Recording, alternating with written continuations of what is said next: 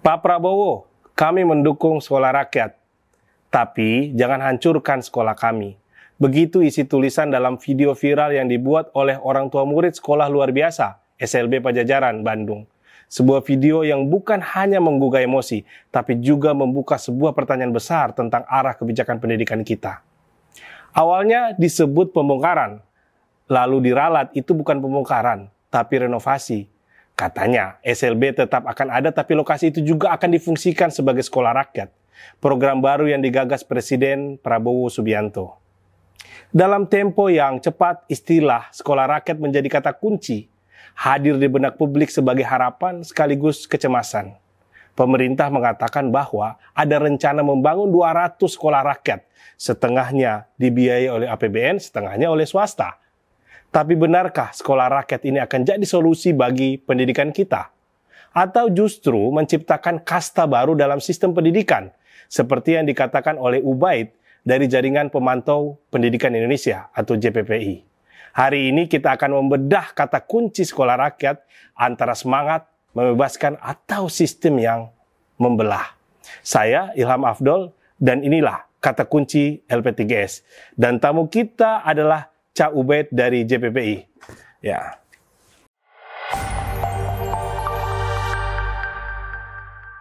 Selamat datang Cak Ubaid. Ya, selamat datang. Ya, ini Cak Ubaid, kita baru-baru ini ada berita di CNN. Cak Ubaid berkomentar tentang sekolah rakyat. Ada dua kata kunci yang muncul, yaitu distraksi dan kontraproduktif dari program Pak Prabowo tentang sekolah rakyat ini. Mungkin Cak Ubaid bisa berikan pendalaman tentang isu itu. Iya, yang pertama saya sebut distraksi karena sekolah rakyat ini tidak menjawab masalah gitu. Jadi ini hanya pengalian fokus. Ya. Jadi fokus kita apa? Jadi data di lapangan itu menunjukkan yang pertama, anak tidak sekolah itu jumlahnya jutaan. Ya, sampai hari ini itu sekitar 4 juta. Ya, data yang kami ambil dari Kementerian Pendidikan Dasar Menengah dan diolah oleh JPPI itu sekitar 4 juta. 4 juta itu meliputi 3, yaitu anak yang di tengah jalan putus. Ya, misalnya kelas 2 SMP dia nggak lanjut ke kelas 3 itu namanya putus. Ya, kemudian ada anak yang tidak lanjut ke jenjang lebih tinggi. Ya, itu yang kedua. Yang ketiga kategorinya adalah dari awal dia memang belum sekolah. Belum sekolah. Nah, itu di total jumlahnya ada 4 jutaan. Gitu. Ya. Itu masalah kita. Gitu. Yang pertama. Yang kedua, kita juga punya masalah soal kesenjangan akses dan juga kesenjangan mutu pendidikan. Jadi di daerah tertentu itu akses pendidikannya sudah sangat bagus. Betul. Ya. Tetapi di daerah lain itu aksesnya masih sangat minim sekali gitu. Gitu. Begitu pula kualitasnya di daerah tertentu, di kota tertentu kualitas pendidikannya bagus, tapi di daerah lain kualitasnya buruk. Itu masalah kita yang utama gitu kan. Sehingga itu disebut distraksi tadi. Distraksi. Jadi kita punya masalah itu dan itu masalah itu sudah dikaji oleh banyak pakar, datanya juga sudah sangat lengkap. Misalnya yang putus sekolah itu siapa aja, buruknya juga udah tahu kita. Misalnya yang lemah angka partisipasinya itu daerah mana aja, itu sudah lengkap datanya. Pemerintah punya. Kemudian daerah-daerah yang sekolahnya masih buruk kualitasnya itu mana saja, itu juga datanya sudah ada. Nah, akan menjadi baik kalau kebijakan pemerintah itu berbasis data. Ya. Supaya nggak salah alamat gitu. Bisa terukur. Iya. Dan ini kan kita cermati bersama-sama gitu. Data ini sudah kebuka secara transparan gitu kan. Tapi yang kita kaget adalah tiba-tiba seakan-akan ada wangsit dari langit gitu kan. Yang namanya sekolah rakyat ini gitu. Sekolah rakyat ini gitu kan. Sekolah rakyat itu setahu saya tidak pernah ada di peta jalan pendidikan. Kita punya peta jalan pendidikan versi Kemendikbud yang periode lama ya, di era Pak Jokowi itu ada peta jalan. Kemudian yang kedua kita juga pernah punya peta jalan versi Bappenas. Ya, nggak pernah ada namanya sekolah rakyat itu. Gitu. Itu kenapa disebut wangsit? Muncul tiba-tiba. Iya, karena itu saya bilang ini distraksi. Jadi kita sedang fokus pada bagaimana ketimpangan ini bisa merata, ya kan? Jangan sampai terjadi ketimpangan, tapi yang terjadi adalah pemerataan. Aksesnya merata, kualitasnya merata, gitu kan? Kemudian tadi jangan sampai dalam konteks pendidikan itu ada yang ketinggalan. Ya. Jadi no one left behind. Sementara di Indonesia ada 4 juta yang left behind. Gitu. Artinya apa tanggung jawab pemerintah yang ini sudah diperintahkan oleh Undang-Undang Dasar bahwa setiap anak ya itu wajib mengikuti pendidikan dan pemerintah wajib membiayainya. Nah, bagaimana nasib 4 juta anak yang sampai hari ini itu left behind? Jadi itu yang sedang kita amati bersama, dan kita berharap pemerintah punya kebijakan yang tadi berkeadilan untuk semua gitu. Jadi menjawab apa solusi 4 juta tadi itu gitu kan. Lalu apa solusi atas ketimpangan-ketimpangan ini gitu. Nah, lalu kita sedang fokus ke situ, tiba-tiba ada sekolah rakyat yang tidak menjawab dari sisi ketimpangan, juga tidak menjawab dari sisi yang left behind tadi itu. Yang tertinggal. Berapa kapasitas sekolah rakyat dibanding dengan kebutuhan misalnya 4 juta misalnya gitu. Itu kan jomplang gitu. Nah, kemudian apakah sekolah rakyat itu didirikan berdasarkan apa? Misalnya kita punya namanya rapor pendidikan. Itu jelas mutu mana yang masih timpang, ya, akses mana yang masih timpang itu jelas di situ. Nah, apakah sekolah rakyat itu didirikan berdasarkan data-data itu gitu. Kemudian yang ketiga, kita punya kebijakan yang sebenarnya on the right track. Jadi apa itu kebijakan? Beberapa perubahan kebijakan ini kan semakin membaik. Contoh misalnya dulu ya, sejak dulu itu daya tampung sekolah negeri itu memang terbatas. Jadi kurang gitu kan. Nah, cara pemerintah untuk siapa yang berhak masuk sekolah negeri dulu adalah cara ngukurnya adalah yang pinter secara akademik, yang nilai rapornya bagus, kasih karpet merah. Sekolah negeri. Ya, masuk sekolah negeri gitu kan. Itu kebijakan lama. Termasuk untuk mengukur itu ada UN, ujian nasional. Itu untuk mengukur berdasarkan prestasi akademik. Jadi itulah yang dikasih karpet merah gitu. Sehingga anak-anak yang nilainya buruk rapornya gitu kan, itu mereka nggak punya kesempatan untuk masuk sekolah negeri gitu. Lalu diubah kebijakan itu. Bagaimana supaya berkeadilan bagi semua, maka dikenalah sistem zonasi. Jadi yang berhak masuk sekolah negeri adalah semuanya, semua berhak. Tidak hanya anak pintar saja gitu kan. Anak yang pintar secara olahraga boleh masuk.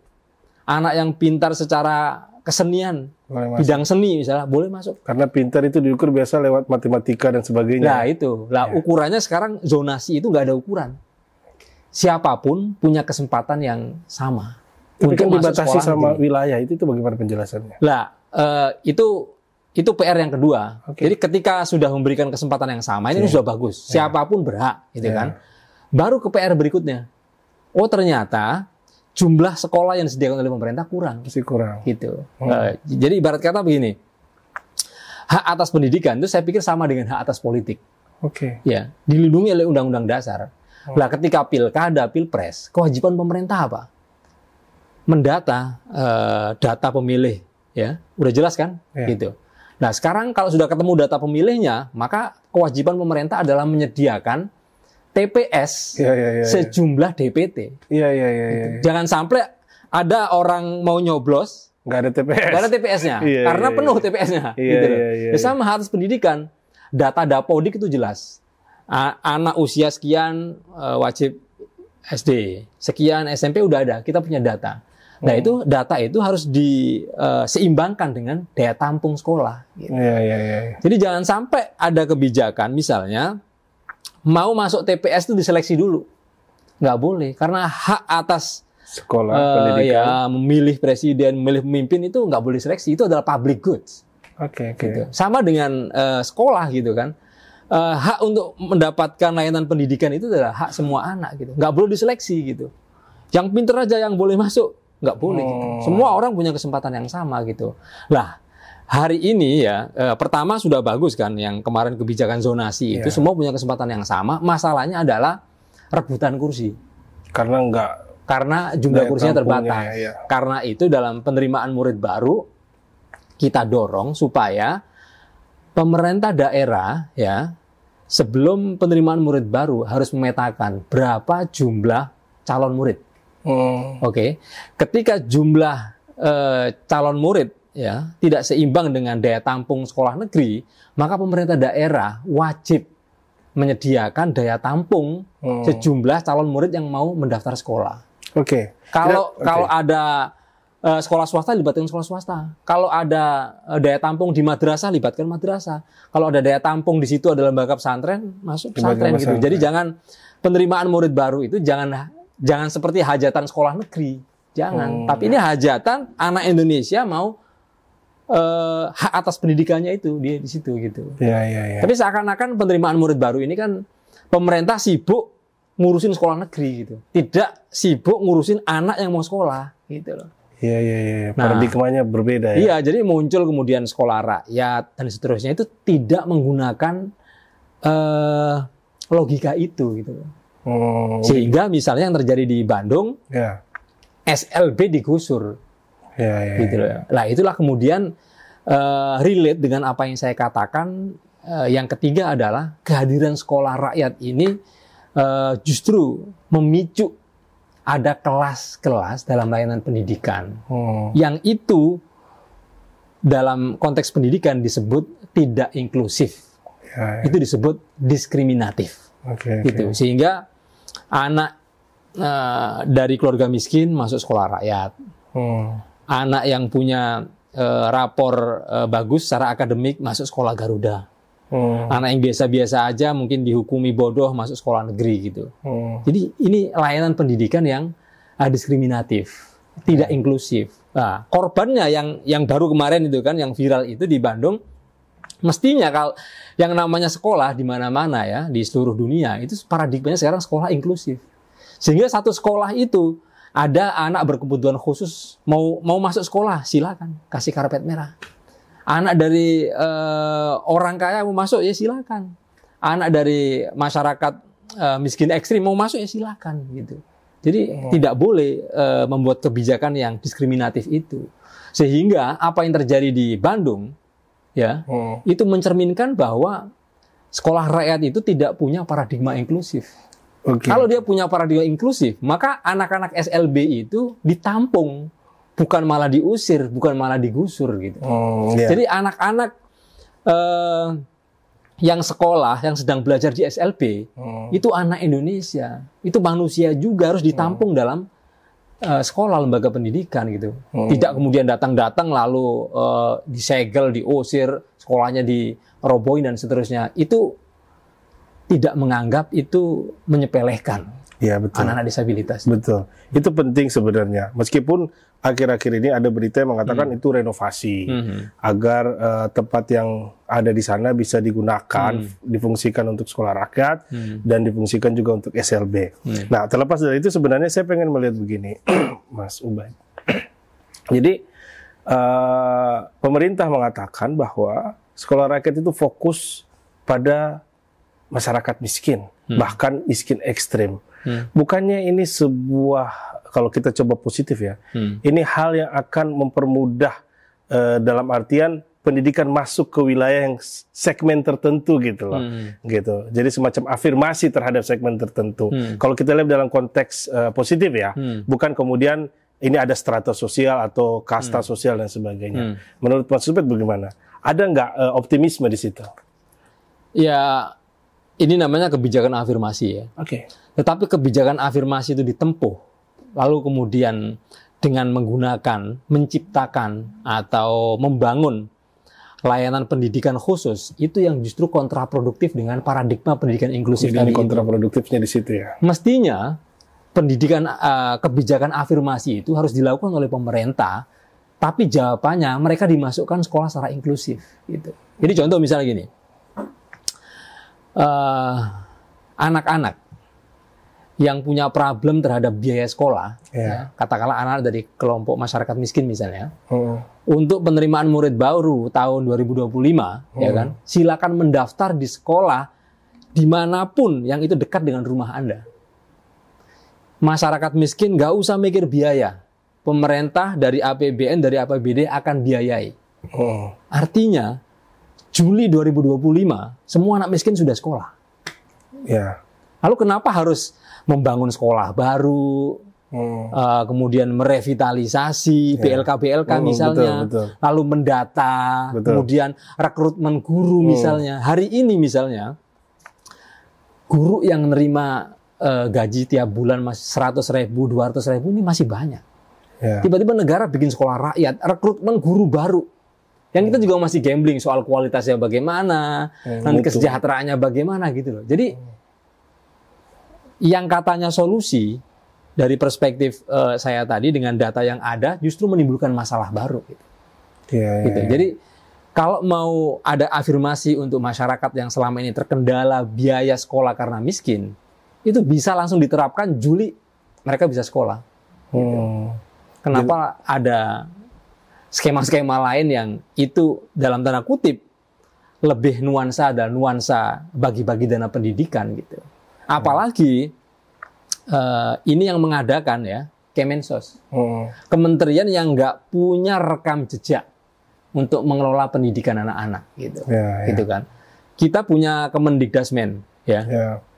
Pendidikan. Ini aja yang sejak Indonesia merdeka ngurusin sekolah, itu kualitas pendidikan kita terseok-seok, terburuk se-ASEAN. Skornya itu ya. Iya. Nggak usah bandingin ke internasional. Se-negara-negara ASEAN aja kita terburuk. Nah ini mau dikelola oleh kementerian, lembaga yang nggak punya rekam jejak. Nanti quality controlnya bagaimana, nanti transparansi dan akuntabilitasnya bagaimana. Ya, apalagi misalnya sektor pendidikan tuh sampai hari ini versi kawan-kawan pegiat anti korupsi, misalnya kawan-kawan ICW itu masuk dalam 5 sektor terkorup di Indonesia. Gitu. Sehingga meskipun kita punya dana pendidikan misalnya 2025 ini sejumlah 724 triliun, tapi nyatanya tidak bisa dinikmati oleh anak-anak yang tadi left behind 4 juta tadi.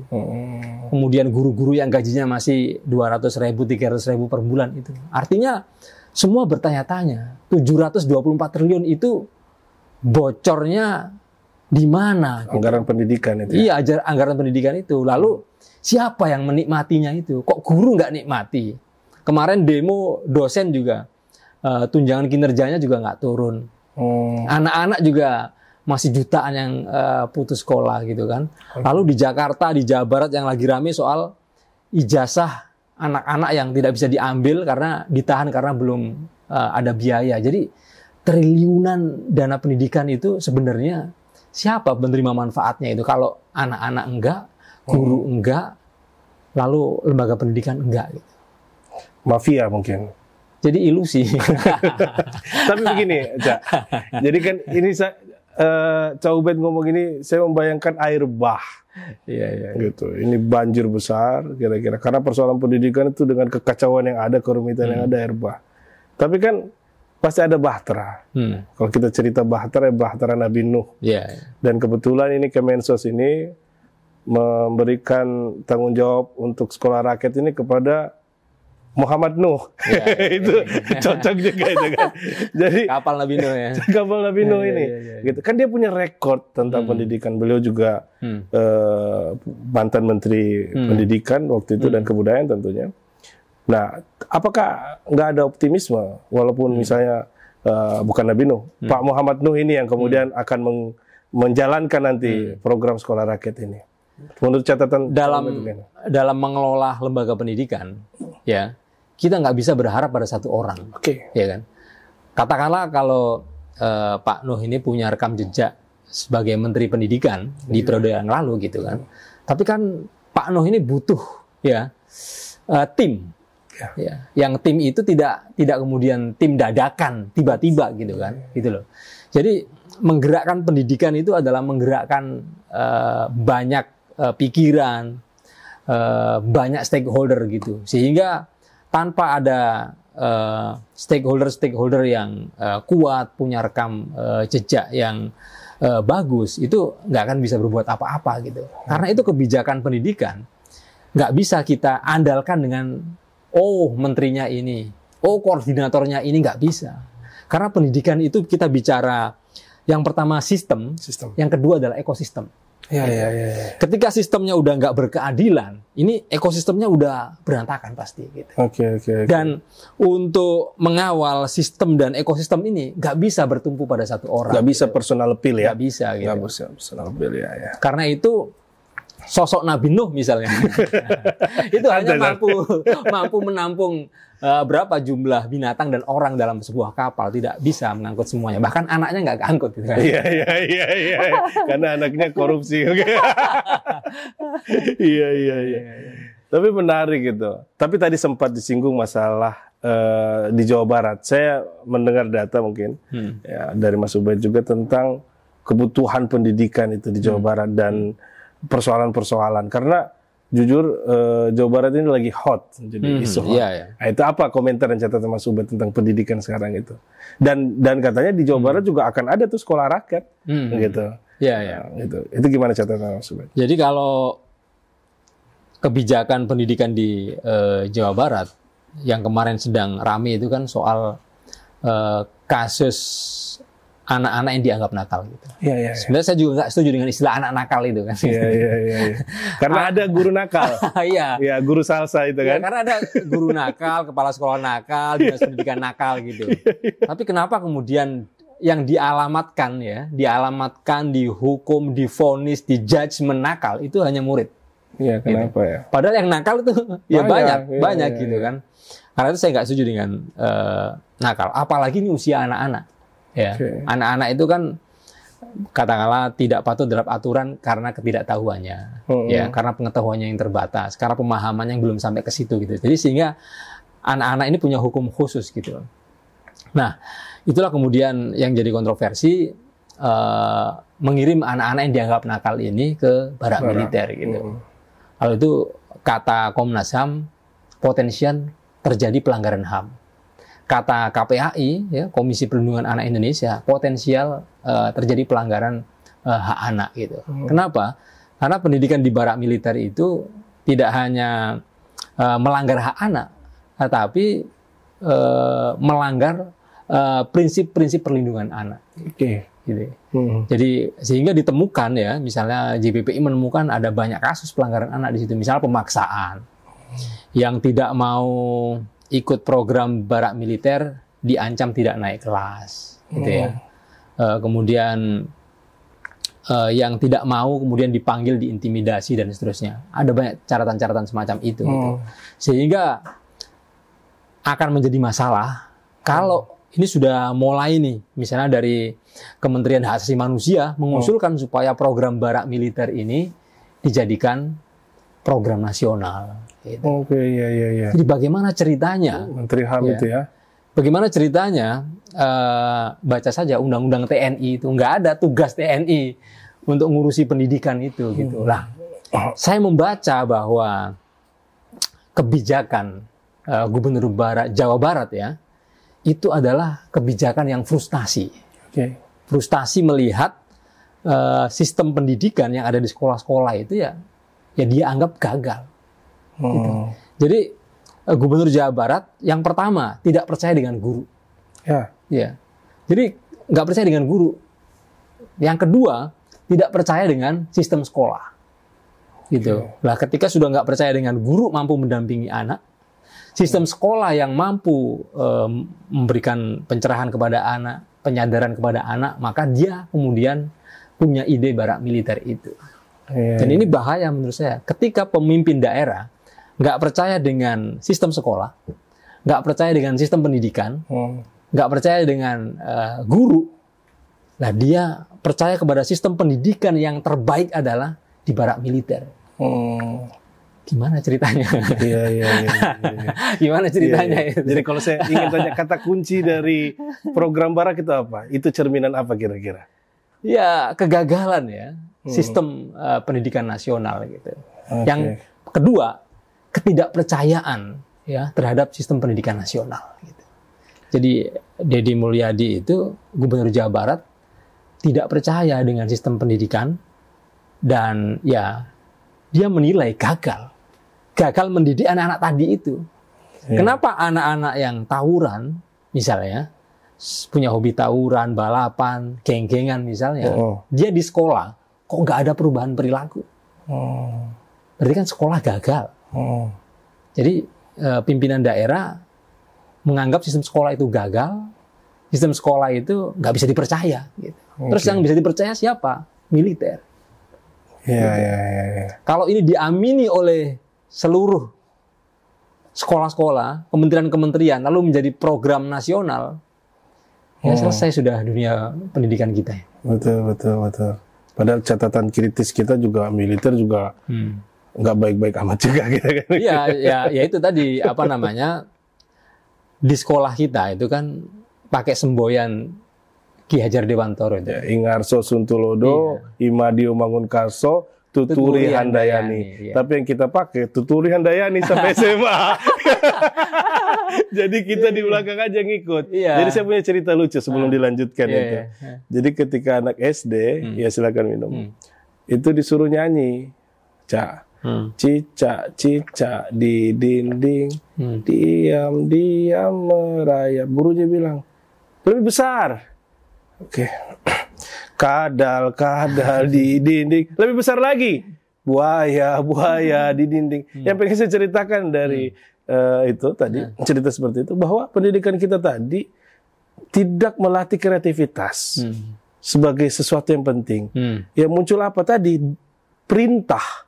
Jadi belajar adalah menuruti perintah guru.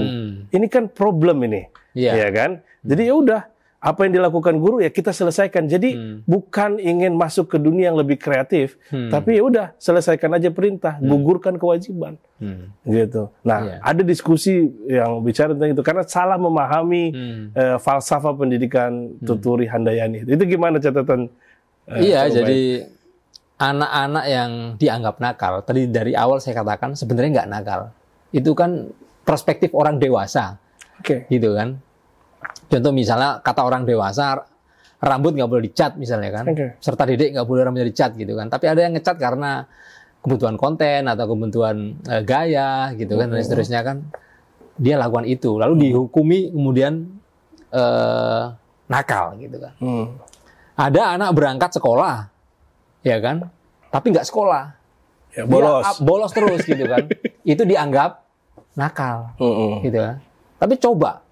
Pernah nggak sekolah mendengarkan anak-anak? Connecting, listening anak-anak. Kenapa kok sering bolos? Gitu. Data kami misalnya sering menemukan anak-anak ini sering menjadi korban kekerasan di sekolah. Data JPPI dari tahun ke tahun. Termasuk bullying itu? Iya. Jadi salah satu pelaku kekerasan di sekolah yang paling banyak adalah guru dan tenaga kependidikan. Artinya ada banyak anak yang nggak suka sekolah karena gurunya suka melakukan kekerasan. Iya. Baru-baru ini yang kita dengar di Depok ini ya. Iya, banyak kekerasan seksual, bullying dan seterusnya. Itu banyak sekali gitu. Lah, balik lagi, ketika anak yang dianggap nakal misalnya itu dikirim ke barak militer. Nah kalau tadi guru-guru pelaku kekerasan, guru-guru terlibat penyelewengan dana BOS, dana PIP, kepala dinas yang menyelewengkan dana-dana pendidikan melalui APBD dan seterusnya. Mereka guru-guru pintar atau guru-guru nakal juga gitu. Kalau mereka nakal dibawa kemana kan gitu. Jadi kita punya masalah yang sangat kompleks di dunia pendidikan ini. Apalagi kita punya problem serius soal integritas ya. Dari survei penilaian integritas yang dilakukan oleh KPK di sektor pendidikan tahun ini ya, 2024 ya, setahu saya ini sudah 3 tahun ya, mulai 2022, 2023, 2024. Nah tahun 2024 yang kemarin baru dipublish itu skor integritasnya paling jeblok dibanding 2023, dibanding 2022. Artinya integritas sektor pendidikan kita dari tahun ke tahun itu bukan malah membaik, tapi dari tahun ke tahun itu malah nyungsep. Gitu. Itu yang pertama, kekhawatiran kita dan kejadian di lapangan. Yang kedua, data juga menunjukkan semakin tinggi jenjang pendidikan, integritasnya tambah buruk. Gitu. Jadi jenjang SD integritasnya katakanlah 80, ke SMP turun menjadi 70, ke SMA menjadi 60, ke perguruan tinggi jadi 50. Gitu. Ya, artinya ketika sekolah kemudian kampus ya melahirkan ya generasi penerus bangsa yang tidak berintegritas, ya maka ya sebenarnya kita sedang dalam ancaman gitu. Yang kita gaung-gaungkan Indonesia emas itu patut kita tinjau ulang. Gitu. Jangan-jangan kita belum sampai 2045 kita sudah lemas duluan. Gitu. Betul.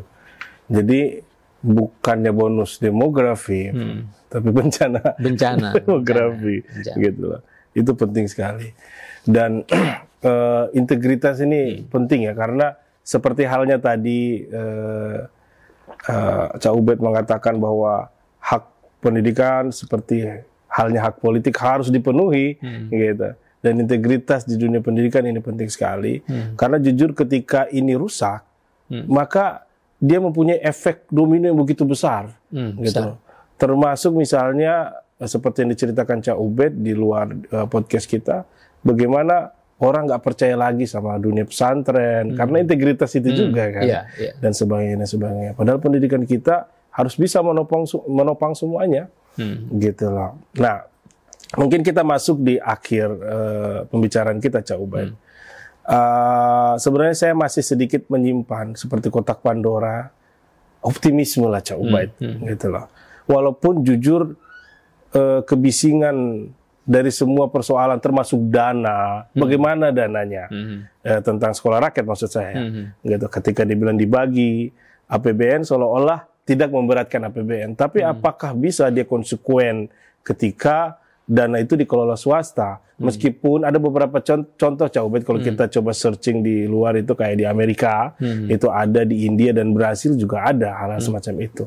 Tapi apakah relevan dengan kondisi hari ini? Apalagi Cak Ubed mengatakan dua kata kunci, yaitu distraksi dan kontraproduktif, gitu loh. Nah, kira-kira kata kunci untuk menjadi refleksi di close statement-nya apa kira-kira? Sekolah rakyat dan pendidikan. Iya. Jadi sekolah rakyat ya harus berpihak kepada rakyat gitu. Jadi jangan sampai ini hanya kebijakan untuk pencitraan atau bikin konten saja gitu ya. Jadi artinya gini, kalau namanya sekolah rakyat ya berarti ya harus untuk rakyat. Rakyat yang mana? Ya harus inklusif gitu. Jadi ya harus tahu ini dialamatkan kepada siapa. Menurut saya yang paling penting adalah dialamatkan kepada yang selama ini left behind. Yang ketinggalan, yang nggak bisa sekolah, yang nggak bisa akses, yang kualitas pendidikannya masih buruk gitu, ya.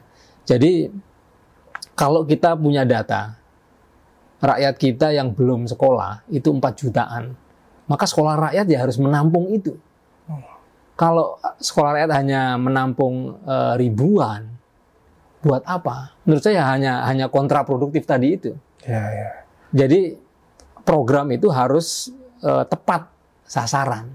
Jangan mengatasnamakan sekolah rakyat, tetapi meninggalkan 4 juta rakyat yang nggak bisa sekolah tadi itu, gitu. Sehingga jangan sampai ya ini memakan anggaran yang besar, tapi justru kontraproduktif dengan namanya sendiri, kontraproduktif dengan ya paradigma pendidikan yang mestinya adalah inklusif, gitu loh. Dan benih-benih tadi itu kan sudah mulai kelihatan tuh. Misalnya soal penggunaan anggaran yang tidak transparan, kemudian peminggiran terhadap anak-anak disabilitas di sekolah SLB dan seterusnya. Itu adalah catatan-catatan di awal sekolah rakyat ini sebelum diberlakukan gitu. Dan ya kami masyarakat berharap jangan sampai ini terjadi lagi gitu. Jadi fokus kepada siapa yang selama ini left behind gitu kan. Kemudian yang kedua, pengelolaannya harus transparan dan akuntabel. Gitu.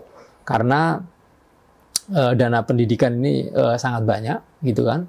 Kami dari JPPI pernah menghitung ya, berapa jumlah dana yang dibutuhkan supaya seluruh anak Indonesia itu bisa sekolah tanpa mikirin biaya. Berapa?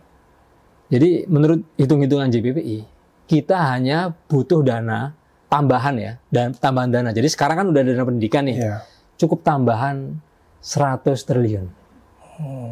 Udah selesai. Jadi kalau dana pendidikan yang sekarang ini, yang dikelola oleh Kemendikdasmen, kemudian Kemenak, jadi sekolah sama madrasah, ya. Kita nggak ngitung dana yang tersalur di Kemendikti misalnya, atau sekolah-sekolah kedinas, sekolah-sekolah kedinasan di Kemendagri, dan seterusnya, Kemenkyu dan seterusnya, nggak ngitung itu. Jadi dana pendidikan yang dialokasikan oleh Kemendikdasmen dan dinas-dinas ke daerah, sama Kementerian Agama yang madrasah-madrasah dan pesantren, itu ditambah lagi 100 triliun. Itu semua anak usia sekolah bisa sekolah tanpa mikir biaya. Dan tanpa harus ada sekolah rakyat? Tanpa harus sekolah rakyat. Juli 2025 semua bisa masuk. Ya skemanya macam-macam tadi. Untuk daerah yang sekolah negerinya daya tampungnya minim, bisa menggunakan model-model sekolah charter tadi itu. Nah, yang kita sebut sebagai sekolah charter itu ya sekolah swasta tadi. Jadi kalau di negeri itu daya tampung di daerah 30%, maka 70% kita melibatkan sekolah swasta. Jadi sekolah swasta yang dilibatkan dalam pemenuhan kebutuhan kurang 70% tadi itu harus mengikuti standar pemerintah gitu. Jadi standar biayanya, standar fasilitasnya, standar gedungnya dan seterusnya. Lah baru nanti dari APBN, APBD bisa masuk ke situ gitu. Sehingga sekarang bulan Mei, bulan Juni itu penerimaan murid baru. Dan seluruh pemerintah daerah sudah memastikan bahwa jumlah calon murid berapa, lalu daya tampung di negeri berapa, daya tampung di swasta berapa, semua dibiayai pemerintah, Juli bisa masuk semua. Nggak ada anak-anak yang tertinggal. Gitu. Itu kata kuncinya ya maksudnya. Saya kira sampai di sini sekian obrolan kita. Dan tentunya bicara sekolah rakyat, bicara pendidikan, nggak bisa kita batasi waktu. Harus kita munculkan mungkin di kesempatan yang lain. Terima kasih penonton kata kunci LP3S. Mungkin saya ingin mengutip ucapannya Paulo Freire. Dia mengatakan bahwa setiap warga negara adalah guru dan setiap ruang adalah sekolah. Sampai jumpa di podcast Kata Kunci berikutnya. Terima kasih. Wassalamualaikum warahmatullahi wabarakatuh.